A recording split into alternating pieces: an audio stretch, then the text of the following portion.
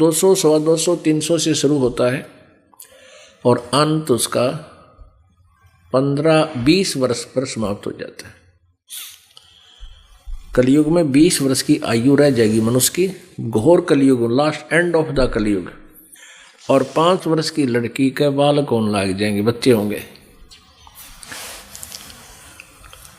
और 15 वर्ष की आयु में सभी मृत्यु को प्राप्त, लगभग मृत्यु को प्राप्त हो जाएंगे। जैसे आजकल 75 वर्ष, 80 वर्ष मुश्किल से मनुष्य जीता है, तो उसमें ऐसा होगा कि 20 वर्ष की उम्र होगी और 15 वर्ष की उम्र में तकरीबन मृत्यु को प्राप्त हो लिया करेंगे। तो 15 वर्ष में युवा भी हो लेंगे, संतान भी हो लेगी और मर भी लेंगे। तो वो 15-20 वर्ष भी गणे दिखा करेंगे। जैसे अब हम सोच रहे हैं 100 वर्ष, जैसे आज जिन बच्चों की उम्र 20-22 वर्ष की है, वह उनको कोई यूँ कह देते भाई तेरी उम्र 80 साल है, कोई हाथ दिखा दे, खुश होता है 80 साल है, वो तेरी है। और जब 80 के निकट आवे है, जब ने सोचे भगवान 10 से 1 वर्ष और हो जाए, यदि शरीर स्वस्थ है, अस्वस्थ तो फिर नहीं कहता मेरी जीवन रह, नो कहे भगवान ठीक ठाक मर बेसक जाऊं पर दुखी ना हो, मतलब मरने की भी अटकल लानी पड़ती है। लेकिन ये सोचने से नहीं, ये परमात्मा की भक्ति से, परमात्मा की कृपा से ही ये बुढ़ापा भी ठीक जीव का रहता है। और उसके लिए हमने पहले से ही प्रयत्न करना पड़ेगा, क्योंकि हमारे काल ने सारी ऐसी व्यवस्थाएं कर रखी हैं, एक विशेष धारणा बना रखी है आम आदमी में। जैसे हमारे यहाँ छोटे छोटे बच्चे भी नाम ले लेते हैं। हम 3 वर्ष बच्चा जब बोलने लग जाता है, उसको प्रथम मंत्र प्रदान कर देते हैं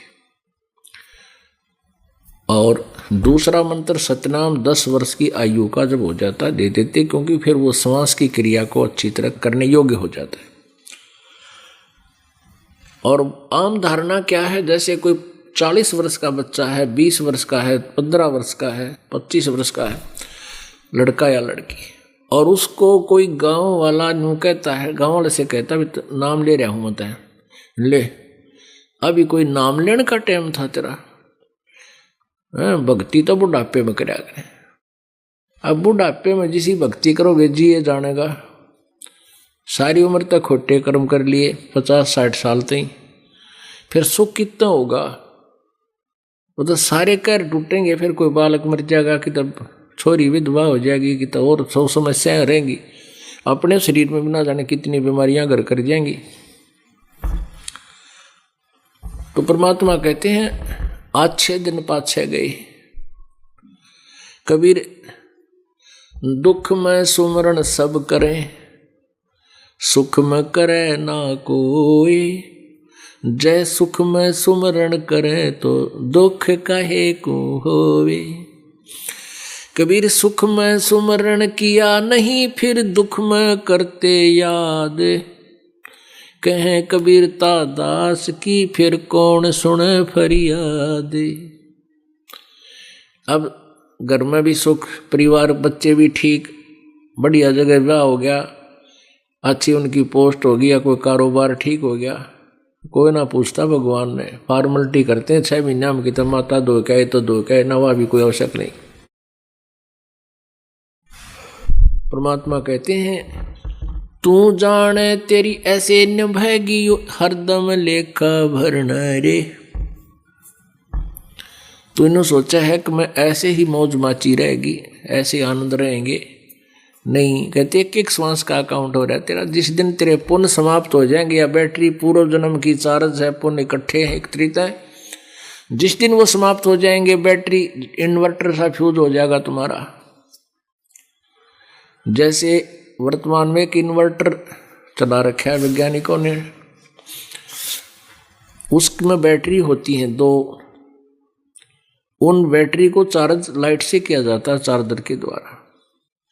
और जो बैटरी जब चार्ज हो जाती हैं और चार्जर हटा भी दे, लाइट से कनेक्शन ना रखे, तो भी वो इन्वर्टर कार्य कर रहा होता है।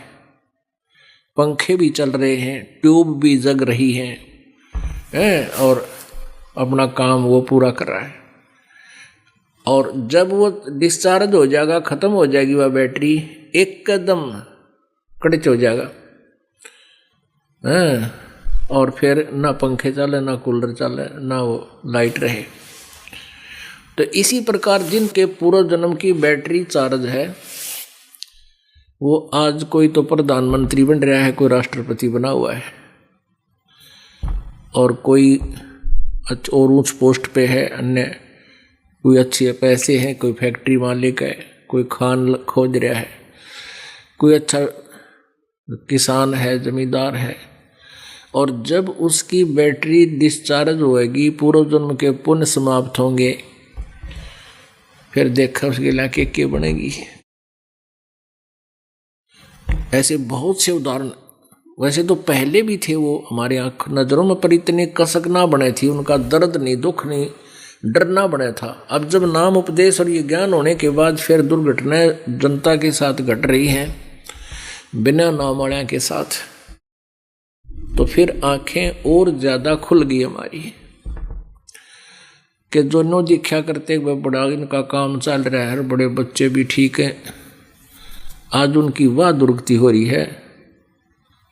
उनकी कहानी सुन लेता, आख्या मत आंसू नहीं सुख आदमी की। तो पुण्यात्माओं, परमात्मा कहते हैं दुख में सुमन सब करे, सुख में करे ना कोई। और जय सुख में भी सुमरण कर ले तो दुख का एक होए। सुख में सुमरण किया नहीं, फिर दुख में करते याद, कह कबीरता दास की फिर कौन सुने फरियाद। तो पुण्यात्माओं, ये अवसर है जो आप जी को परमात्मा ने कृपा बख्शी है। परमेश्वर ने स्वयं आकर के यथार्थ ज्ञान आपको दिया है। मानो ये आत्मा मानव शरीर धारण करके, जो पुण्य आत्माएं हैं पिछले मनुष्य जीवन से आई हैं, वो परमात्मा की भक्ति के बिना रह नहीं सकते। और वैसे ही आत्मा जब से ये भगवान से विमुख होया है, बिछुड़ कर आया है, सतलोक से आया है, उसी दिन से इसको आभास हो चुका है कि परमात्मा बिना तेरा ठिकाना बिल्कुल नहीं। उसी दिन से ये फिर खोज करने लग गया है परमात्मा का। इस आत्मा ने उसी दिन से ट्राई शुरू कर दी। लेकिन जहां ये आ चुका है, जहां ये आत्मा आ चुका है, इसको मालूम नहीं तू कहाँ आ गया। और यहाँ का मालिक कौन है? काल, ब्रह्म, ज्योति निरंजन सदाशिव, काल रूपी ब्रह्म। ये हमें धोखे में रखे हुए हैं, सच्चाई से परिचित नहीं होने देता। इसका उद्देश्य है कि इनको अपने मालिक की जानकारी ही ना हो। और इसी कारण से ऋषि महर्षियों ने एक अज्ञान थ्योरी बना दी, सिद्धांत बना दिया कि जन्म मृत्यु कभी समाप्त नहीं होता, जन्म मृत्यु तो बना ही रहेगा। गीता जी का उदाहरण देकर समझाया कि ये प्राणी एक शरीर को जब छोड़ता है तो दूसरा शरीर इसके लिए तैयार हो जाता है। जैसे एक कीड़ा होता है, कीड़ा वो ऐसे चलता है, पिछले पैर फिर उठा के फिर आगे रख लेता है, फिर अगले दांत से होते हैं आगे पीछे उसके पंजे। कहते अगला पैर अगली टहनी पर रखकर ही वो कीड़ा पिछले पैर को उठा कर आता है। यानी ये जब यहाँ से शरीर छोड़ता है तो पहले इसका नेक्स्ट जीवन तैयार हो जाता है। इसलिए कहते क्यों चिंता करें, जन्म तो होते ही रहेंगे। तो ऐसे उदाहरण दिया करते थे। अब आज मनुष्य जीवन है, अगला गधे का तैयार आप हो गया क्योंकि भक्ति ठीक करी नहीं। वो शरीर तैयार है, हो तो मिलना ही मिलेगा। या भूत बन जाओगे, कुछ दिन पितर बन जाओगे, कुछ दिन स्वर्ग में देवता भी बन सकते हो अगर कोई पुण्य अच्छे हो गए तो। लेकिन तत्व ज्ञान के अभाव से हम परमात्मा के विधान से बिल्कुल अपरिचित हो चुके हैं। पुण्यात्माओं, पिछले सत्संग में आप जी को बताया था कि ये प्राणी 2 प्रकार से मानव शरीर प्राप्त करता है। एक तो टर्न वाइज इसको मानव शरीर मिलता है, 84 लाख योनियों को भोग कर एक मानव जीवन इसको कंपलसरी मिलता है। वो कबीर परमात्मा ने इस काल को एक आदेश दे रखे है, ना तो यो एक भी जन्म ना दे मनुष्य के, क्योंकि इसको सबसे बड़ा खतरा है कि मनुष्य जीवन प्राप्त करके ये मालिक पा सकता है। इस मनुष्य जीवन में सबसे बड़ी यही एक खासियत है। अन्यथा परमात्मा ने इस मनुष्य शरीर के बारे में क्या बताया है? गर्भ ना करे रे गंवारा, जो बन धन पावना दिन चारा जी। क्या बताते हैं परमात्मा कि पशु के चाम की तो जूती बन जा नौबत और नगारा, नर देही किसे काम न आवे या जड़ बुझ हो जा छारा। कहते पशु के चाम की जूते बन जाते हैं, नौबत और नगाड़ा, ये राजा लोग नगारे बजाया करते थे और कई प्रकार के ढोलक ढालक पर भी खाल लगा कर उसको प्रयोग कर देते हैं। लेकिन नर देही किसी काम नहीं आवे, या तो राख बनेगी, व्यर्थ है, यूजलेस। या जो भक्ति नहीं करते, परमात्मा की सत्साधना नहीं करते, वो मनुष्य शरीर इतना यूजलेस है, इतना व्यर्थ है। ये पशु से भी बुरा, पशु का चाम भी काम आ जाए पर इसका चाम भी काम नहीं आता। और इससे परमात्मा प्राप्ति हो सकती है, इसलिए ये सबसे उत्तम शरीर यानी चोला बताया है। तो पुण्यात्माओं, आप जी को ये ज्ञान प्राप्त हो रहा है, आपके पुण्यों की कोई गिनती नहीं।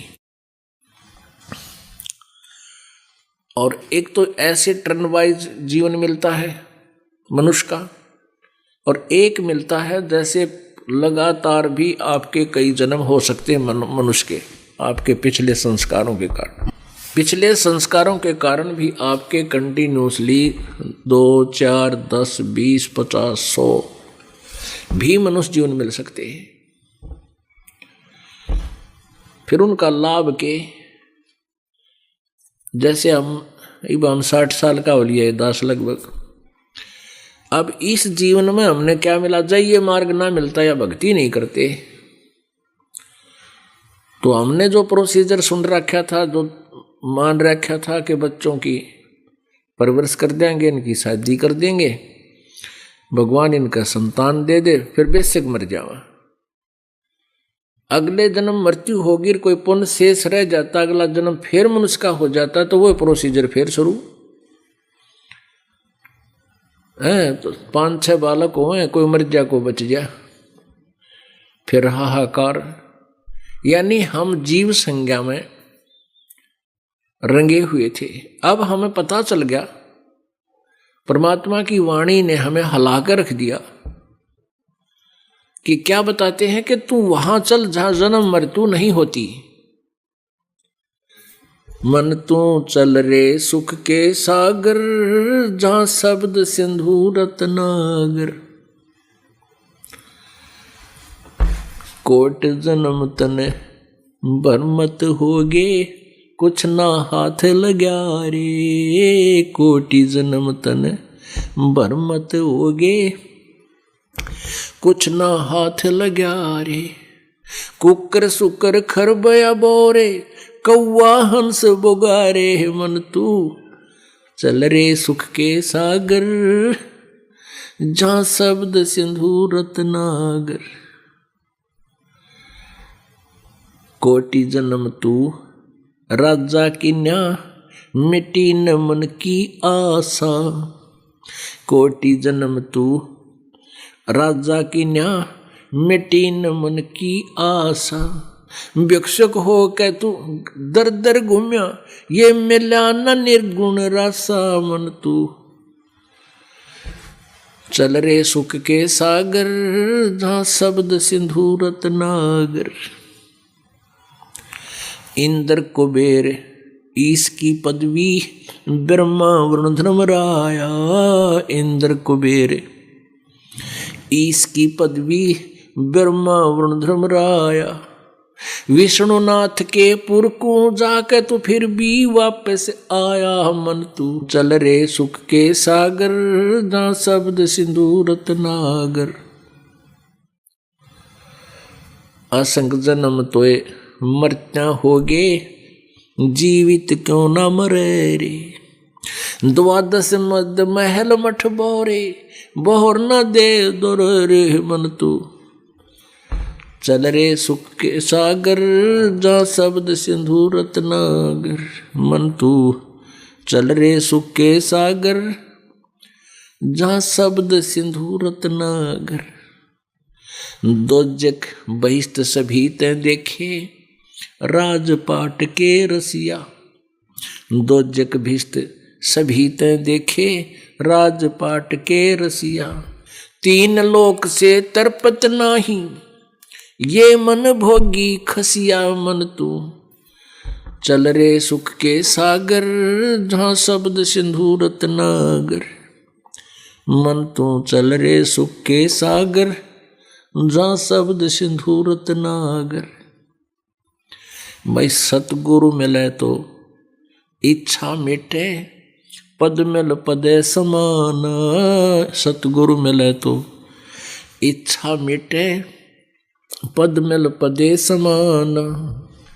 चल हंसा उस लोक पठाऊं, जो आद अमर अस्थान मन तू। चल रे सुख के सागर, जहाँ शब्द सिंधु रत्नागर मन तू। चल रे सुख के सागर, जहाँ शब्द सिंधु रत्नागर। भाई चार मुक्ति जहाँ चंपी करती, माया होरी दासी। चार मुक्ति जहाँ चंपी करती, माया हो रही दासी। दास गरीब अभय पद पर से, वो मिले राम अविनाशी मन तू। चल रे सुख के सागर, जहाँ शब्द सिंधु रत्नागर मन तू। चल रे सुख के सागर, जहाँ शब्द सिंधु रत्नागर। पुण्यात्माओं, हम जो है इस काल की माया के भांग के नशे में बहुत ज्यादा ग्रस्त हैं। परमात्मा कहते हैं, कबीर ये माया अटपटी, सब घट आने अड़ी। किस किस को समझाऊं, या कुए बांग पड़ी। परमात्मा ने यह समझाने की चेष्टा की है कि भाई एक व्यक्ति को मैं समझा देता हूं, समझ लेता है, दूसरा फिर वही बोली बोल रहा है, किसने देखा भगवान, ब्रह्मा विष्णु महेश तो ऊपर हमने कोई सुना है कोई नहीं, कहाँ लिखा है, क्यों बह कार्य है। अब परमात्मा यही बताया करते थे, भाई अब किस किस ने समझाऊं, या कुआ बांग पड़ी। अब मालिक थे वो 600 साल पहले कबीर परमेश्वर जी स्वयं सतलोक से चलकर आए थे, अपने उस दिव्य धाम से, सनातन परम धाम से चलकर आए थे सतलोक से। और यहाँ अपने पुण्यात्माओं से मिले, उनको अपना ज्ञान समझाया, फिर सतलोक से परिचित करवाया।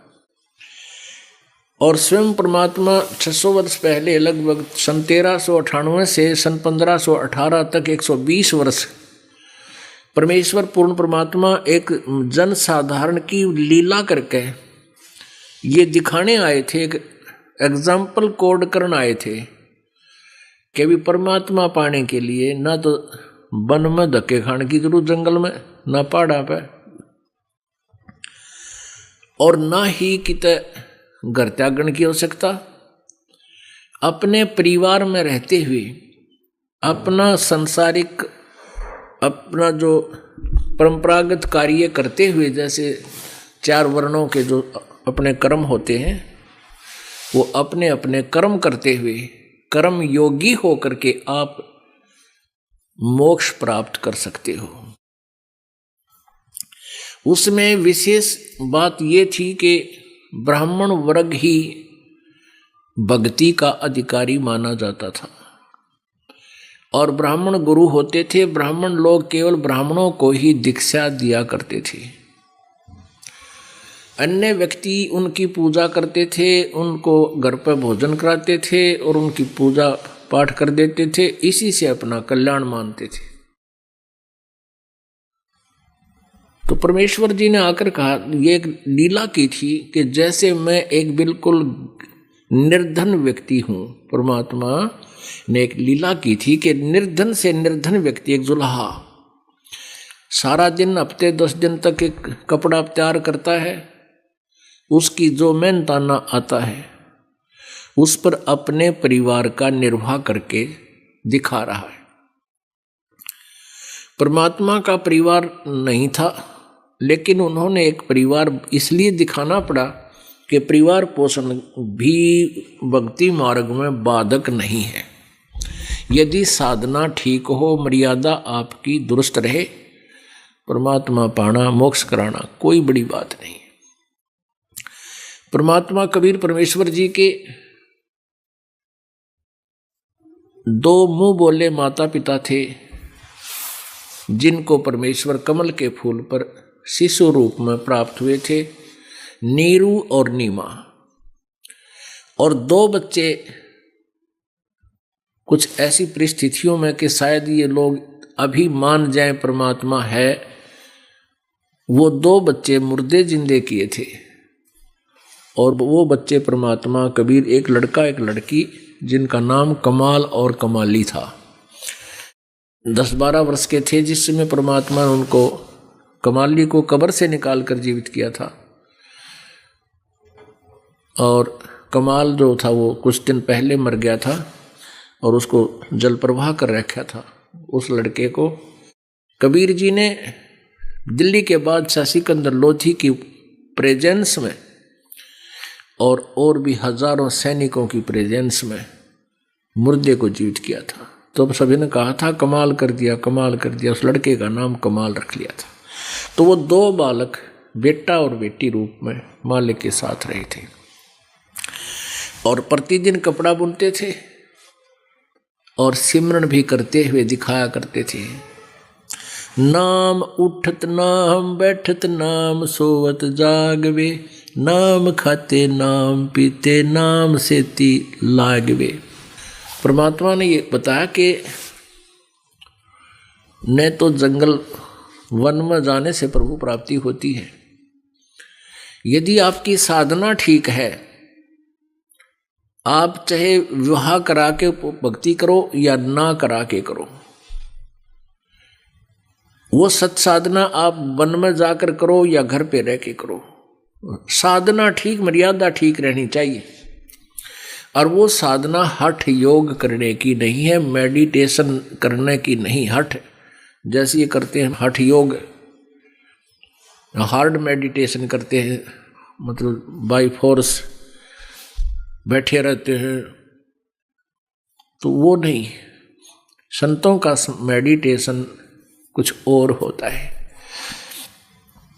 पुण्यात्माओं, काल ने इस कलयुग में, ये कलयुग इसीलिए नाम रखा इसका कि इसमें मशीनरी युग होगा, और परमात्मा से उसने इसीलिए ये दिन मांगा था, ये समय मांगा था कि हे भगवान, 3 युगों में जीव थोड़े ले जाना, और चौथा युग जब कलयुग आवे तब तो शरण जीव बहु जावे। ऐसा वचन हर मोह दीजिए, तब तुम गमन संसार ही कीजिए। परमेश्वर ने कहा था ठीक है भाई, तथास्तु, मैं कलयुग में ही अपनी आत्माओं को सुलझा कर ले जाऊंगा।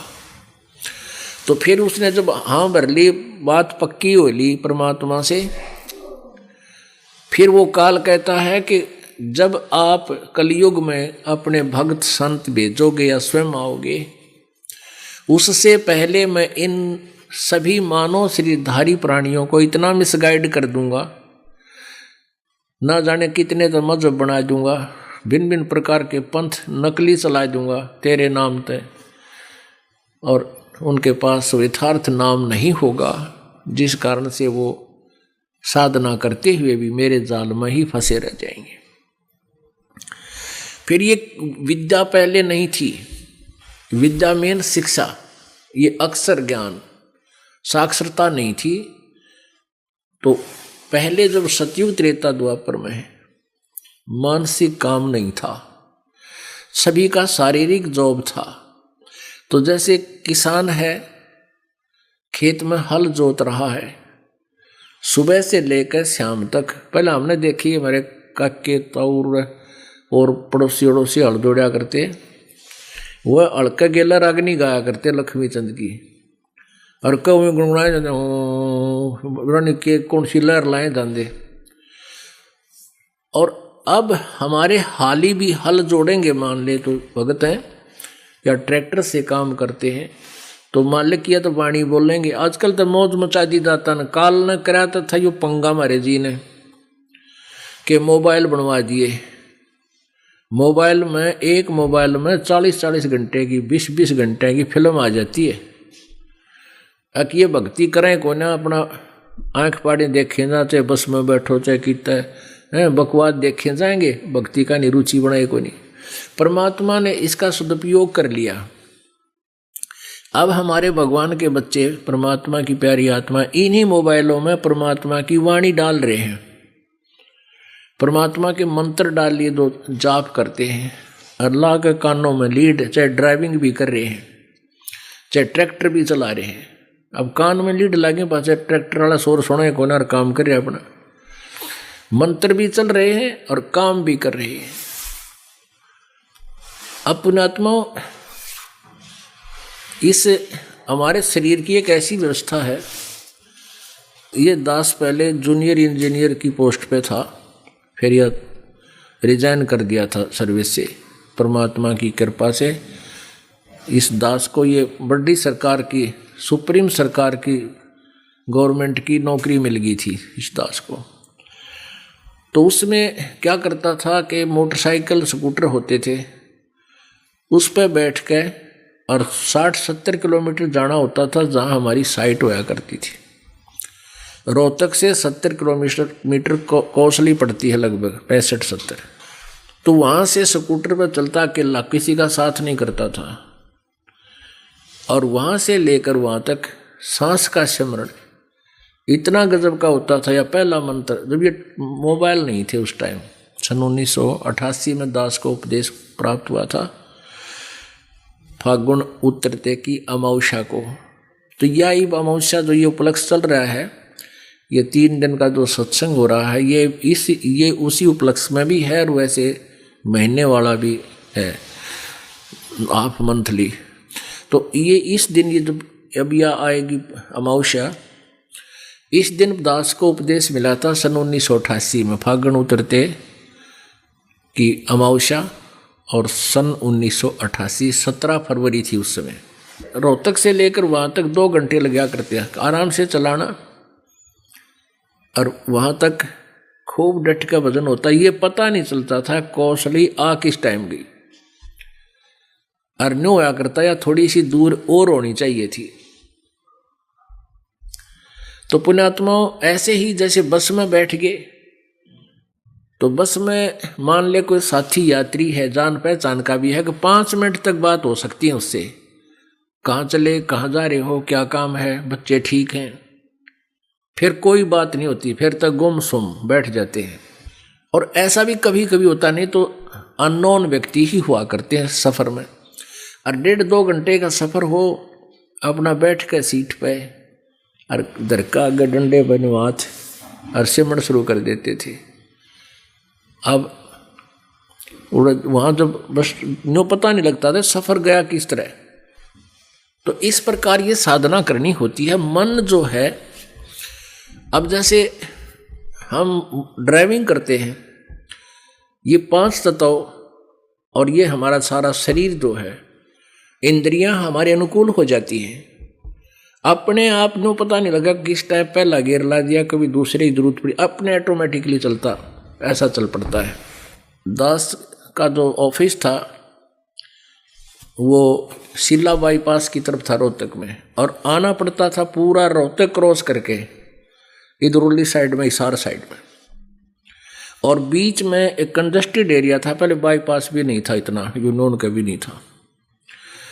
बीच के आता था सीधा उड़ा, वहाँ पर जो भिवानी स्टैंड है और किला रोड है वहाँ, और उधर से फिर रेलवे रोड है। इतनी भीड़ हो जाती 5 बजे से 6 बजे 5:30 बजे, और उसके भीड़ के अंदर से भी निकलकर मैं जब कभी अपने घर के निकट आ जाता, कई बार घर वाले कुछ सामान मंगवाया करते, लिख के दे देते लिस्ट, चीनी नमक चा, वो लानी होती थी रास्ते में था।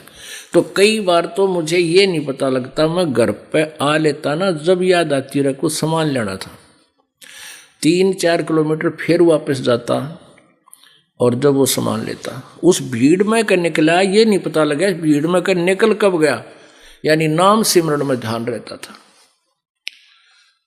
तो पुण्यात्माओं परमात्मा कबीर जी कपड़ा बुनते थे, और आसपास भक्त देखते थे, तुम भक्ति किस टाइम करते हो?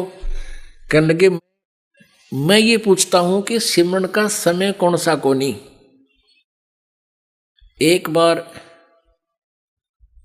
ये वाजिद एक राजा थे, इनको प्रेरणा हुई, एक ऊंट मर गया, अरब कंट्रीज में था ये राजा। राजाओं के वाहन भी ऊंट होया करते थे रेगिस्तान में। रास्ता एक काफिला जा रहा था, दूसरे शहर को जा रहा था ये वाजिद, एक ऊंट मर गया। ऊंट के मरने से उसको बहुत झटका लगा, कभी इतना चलते चलते ठीक स्वस्थ चारा चल रहा था, पानी पिया, चल रहा था, चलते चलते गिर गया और मर गया, ये क्या चक्कर है? तो विद्वान पुरुष होते थे, राजा को बताया जी जिस भी प्राणी का जब समय पूरा हो जाएगा उसी समय उनकी मृत्यु होगी। राजा ने कहा क्या मेरी भी मृत्यु होगी? हाँ, सभी ने जाना होगा। और वो इसे थे 20-25 वर्ष के, 30 वर्ष के होंगे उस टाइम। वो कहने लगा भी वापस चलो, फिर यूं के जीवन कभी भी मृत्यु हो जा, राज सब कुछ के ठाठ हैं, राज त्याग दिया। अब ये पिछले संस्कार प्रभावित थे उनके, कहते एक के चोट से दारिया जिन मिलन दाचा, ये पुण्यात्मा होती है, उनको 1-2 बात कह दे भाई, जब मान लेते कहाँ ठीक है भक्ति करेंगे भाई। और ढीठ व्यक्ति आगे चाहे सारी रामायण गा दे, कति ना सुनाने को छोड़ किसने देखा भगवान, 2 घंटे बातचीत हो पाछे नहीं कह दो किसने देखा। अब पुण्यात्मा उसने घर भी त्याग दिया, साधन ठीक था नहीं, गुफा में बैठ कर तप ला गया करना।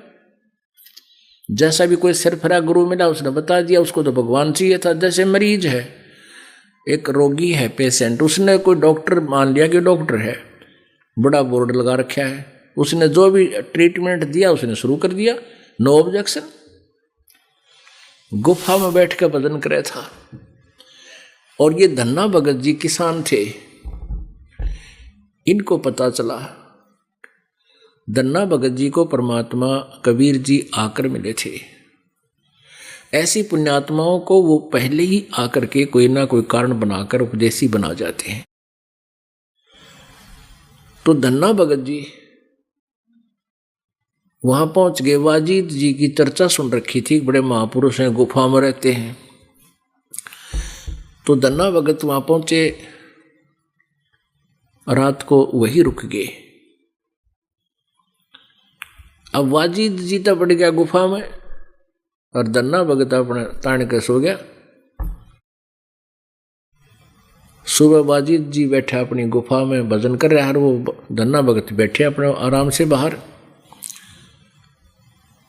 तो वाजिद जी फिर आए, अपना घंटा 2 घंटे 4 घंटे बैठ के, तो उससे कहने लगे धन्ना भगत जी से कि धन्ना जी आप भक्ति नहीं करते, सिमरन करना चाहिए, मालिक का भजन करना चाहिए। धन्ना भगत जी कहने लगे मैं सिमरन करता ही रहता हूं। और वाजिद जी कहता कि मैंने तो तू भक्ति करता देखा नहीं। कि मैं ये कह रहा हूं कि मैं भजन, मेरे पास वो समय नहीं, मैं भजन ना करता हूं। तब क्या कहते हैं, गुफा भजै सो कई मुष्टा, रात न बजे सो चोरे, और दिन में भजै सो कई ढोंगी, और सुमरण की गति और। कहते हैं दिन में अगर बैठता है कोई साधना दिखाता तो लोग दिखावा कर रहे हैं, ढोंगी है,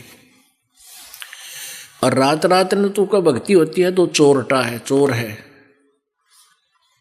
और गुफा में बजे तो चूहा है, वो तो मूष्टा है।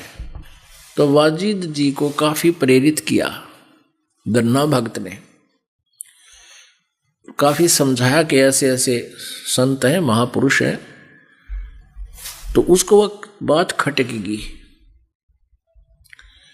अब भाई बात तो ठीक कह रहा है। फिर कुछ दिन के बाद परमात्मा उनको मिले, वाजिद जी को, उनको सतमार्ग बताया, तब उनका रास्ता चेंज हुआ। अब कहने का भाव यह है कि सिमरन का जो साधन है, मार्ग है, वो जो हम देखा करते थे, सुना करते थे, कोई खड़ा होकर तप कर रहा है, पैर सूज गए, और नो सुना करते भाई 4 बरस हो गए बाबा जी खड़ा तप रहा है और उसके पैर भी सूज गए, उसके वहाँ कीड़े पड़ गए, पैरों के अंदर जख्म हो रहे हैं और खड़ाई ही है, वाह भाई वाह कमाल है।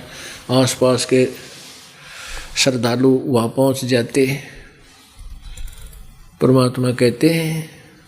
और या कोई ऊपर बैठा कि तो टीले पर क्या करते, बड़े ऊंचे से स्थान पर बैठ जाते, टीले है पर,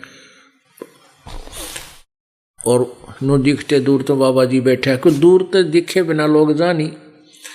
तो भगत श्रद्धालु वहाँ पहुँच गए, बाबा जी तप कर रहा है, उसका धूना ला दिया, उसके फिर दूध के लोटे जान लागे, फल रखने लगे। परमात्मा बंदी छोड़ने बताया कि ये सारी ड्रामाबाजी है, ये भक्ति नहीं है। डंब करें, डंब माने पाखंड, लोग दिखावा, डंब करें डूंगर चढ़े, अंतर छीनी झूले, जग जाने बंदगी करें, ये बोवे सूल बबूले। बोली आत्मा तीनों समझे बड़ा भगत और संत है, बड़ी साधना कर रहे हैं। तो परमात्मा कहते हैं ये तो अपनी अगत में आने वाले समय में सूल बो रहा, सूल। तब से राज मदमानम, और जन्म तीसरे शुक्र शवानम। ये तपस्याएं जो करते हैं, इनसे अगले जन्म में कोई छोटी, जैसे ये करते हैं ना थोड़े बहुत 2 साल 4 साल 10 साल कर ली, तो अगले जन्म में कोई ऊंचा अधिकारी बन जाएगा, कोई 5 साल एमएलए रह जाएगा, कोई 5-4 साल को मुख्यमंत्री प्रधानमंत्री के करके अपनी कमाई का नाश, और फिर ठोडी तला दे बैठा रहो बुढ़ापे में, और मरने के बाद गधा बने फिर। तो कहते हैं डंब करे डूंगर चढ़े, ये अंतर जीनी झूले, जग जाने बंदगी करें, ये बोवे सूल बबूले। एक बार ये दास इस नाम से जुड़ा ही था, अपने ऑफिस के अंदर जब बैठ जाते, थोड़ा बहुत समय होता ही था, चर्चा कर देते थे।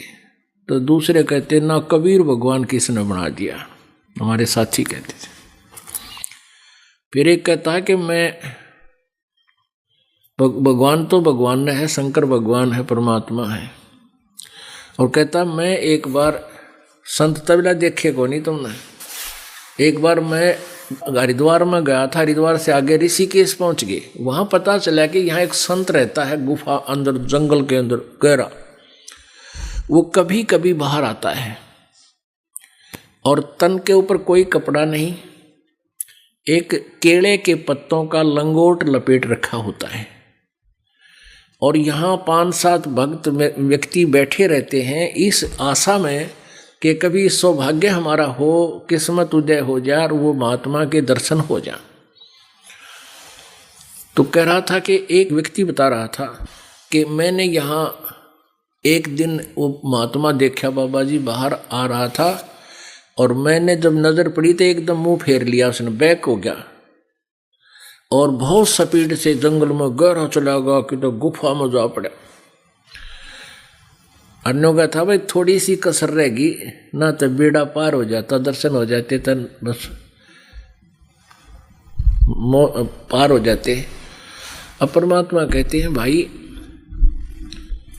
हमारी आदत खराब है, मन ये काल है, ये सच्ची वस्तु को स्वीकार कर राजी कोई ना। बकवाद इसने कितनी ही करवा दे और कितनी ही सुना दे उतनी स्वीकार कर लेगा।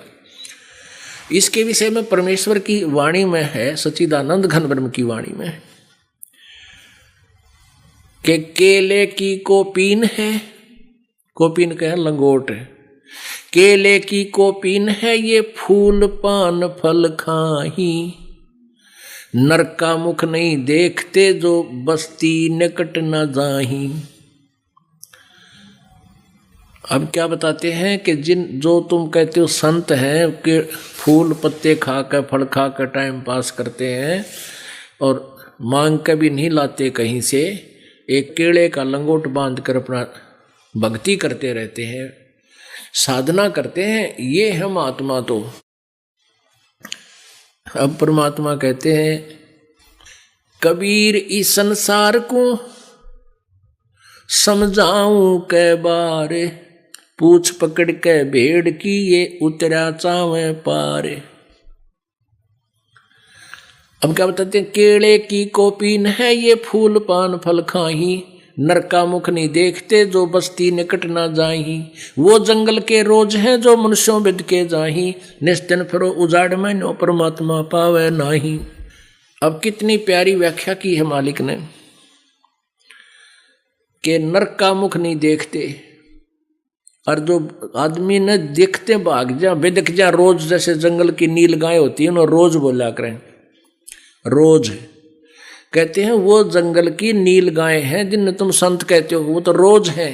और आदमियां तो बेदक के बाजे डर के बाजे, आदमियां कदे आदमी दिख जा रोज बाजा करते पहले, वो जंगल के रोज है जो मनुष्यों बिद के जा, और निस्दिन फिरो उजाड़ में नो परमात्मा पावना। कहते हैं नो तो दिन रात धक्के खाए जाओ उजाड़ में, उजाड़ बोलते हैं जहाँ को आदमी ना रहते हों उस बियाबान को उजाड़ बोलते हैं। कहते हैं दिन रात धक्के खाओ उजाड़ में नो भगवान नहीं पावे। परमात्मा मिला कैसे गा? श्रीमद् भगवत गीता अध्याय नंबर 8 के श्लोक नंबर 13 में गीता ज्ञान दाता क्या कह रहा है कि ओम इति एकाक्षरम ब्रह्म व्यवहारन माम अनुसमरण ये प्रयाति तजन देहम सयाति परमाम गतिम। मेरा एक ओम मंत्र है और जो साधक माम ब्रह्म मुझ ब्रह्म का ओम, ये एक ओम अक्षर है, नथिंग एल्स, और उच्चारण करके सिमरण करता हुआ,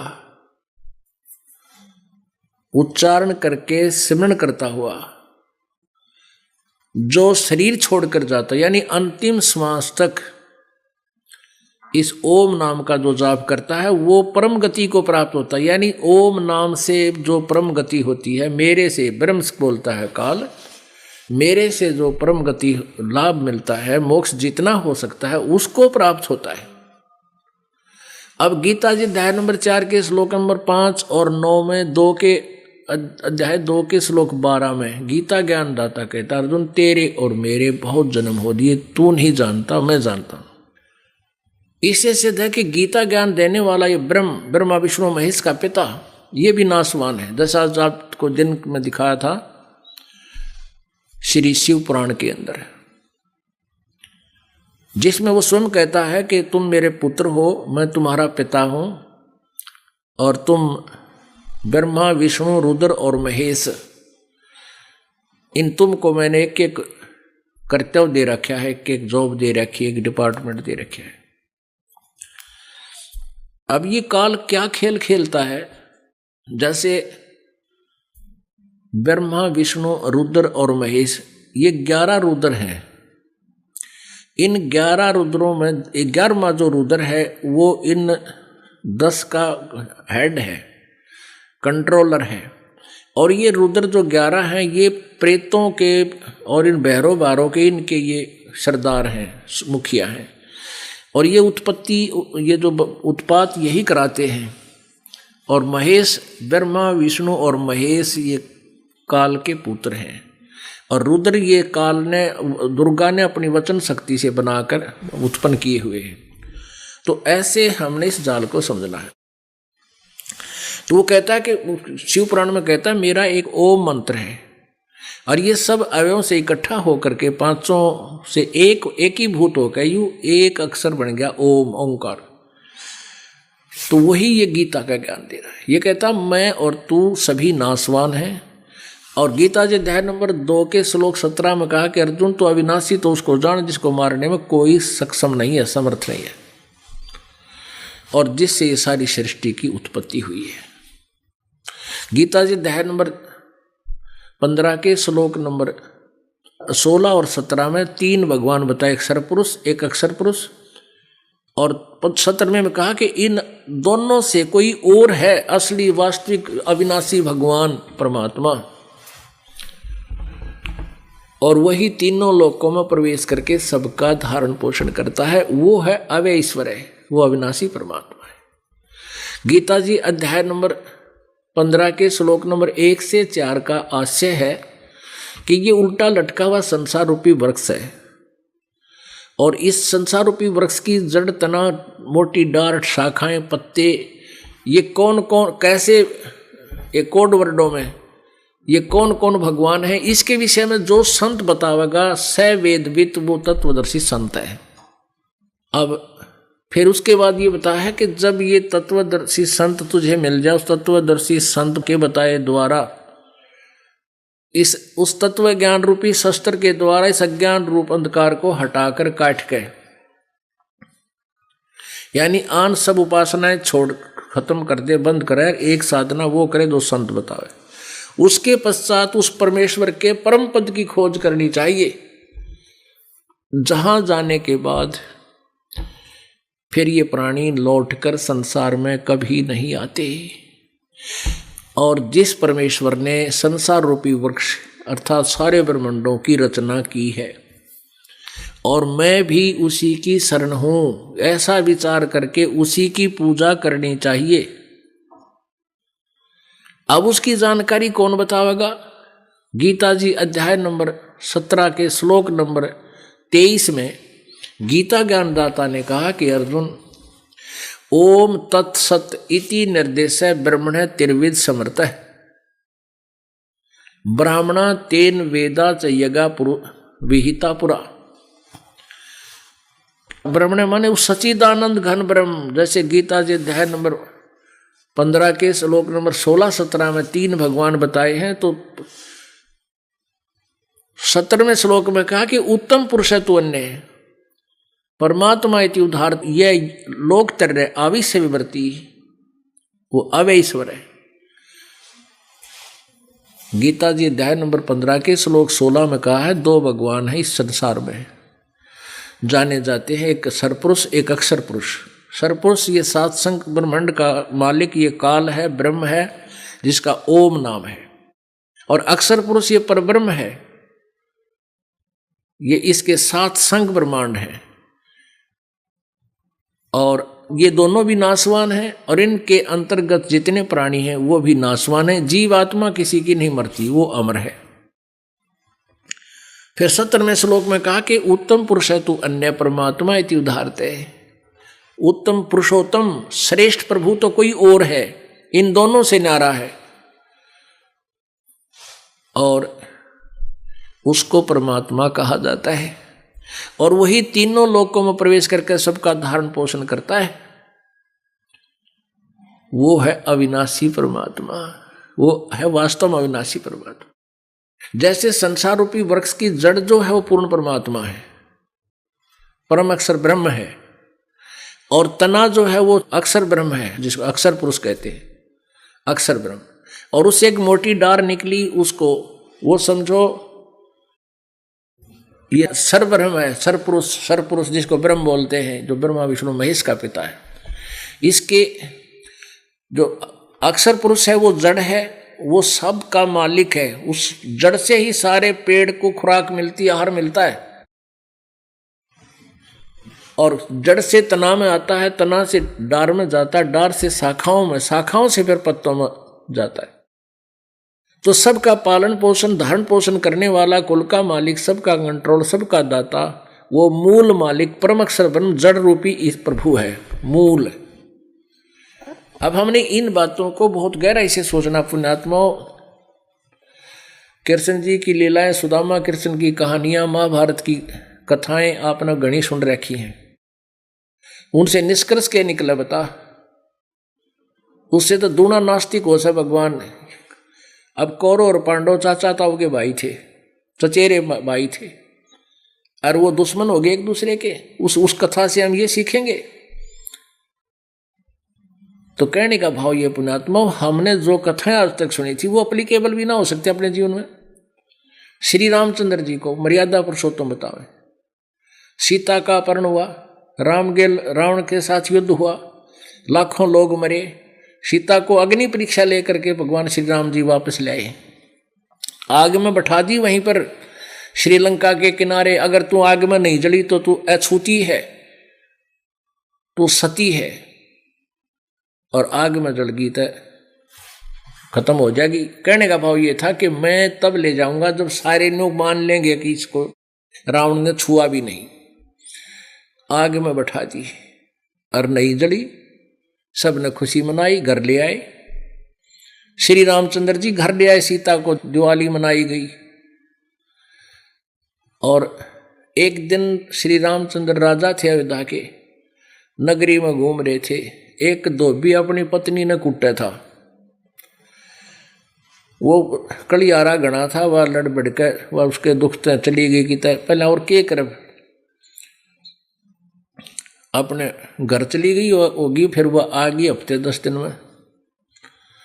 उसने कुटने लग रहा रात ने, अक मैं दशरथ का बेटा नहीं हूं जो रावण के पास इतने दिन तक वह सीता रही, फिर उसको घर ले आया, और तू इतने दिन बाहर रही, 2 दिन या 4 दिन जैसे भी, मैं तुझे नहीं रखूंगा, और कूट छेद कर निकल जाना, सुबह भाग जाना।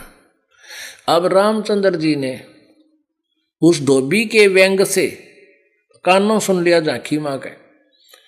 अगले दिन अपनी पत्नी सीता को कलंकित मान कर निकाल दिया कि मैं लोगों की व्यंग नहीं सुन सकता। अब पुण्यात्माओं, क्या ये एक आचरण अच्छे गृहस्थी के हैं?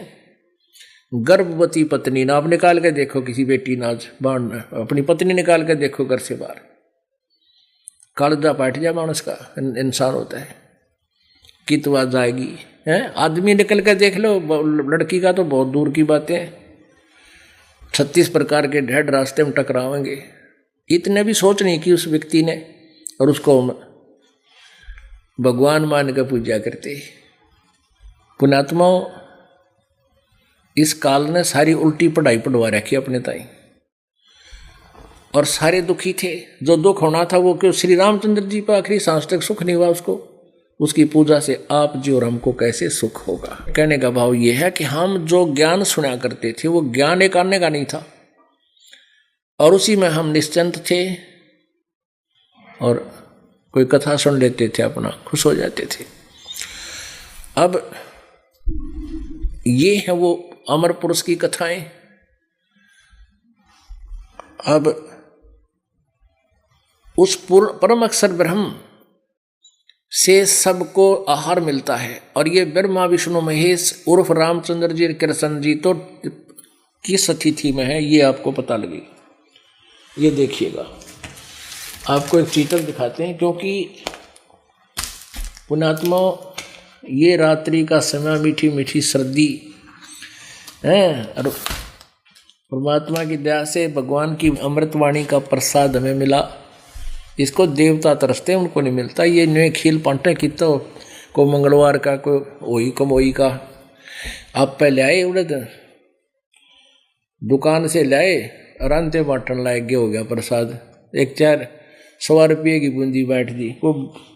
वो घोड़ा सेठ था, वो 1.25 मणि का चूरमा कूट देता साल 6 महीने में, उन्हें बैठ देते, या परमात्मा की अमृतवाणी का अमृत आहार आप जी को प्राप्त, और ऊपर से अमृत खुराक जो है इस आत्मा की आपको प्राप्त।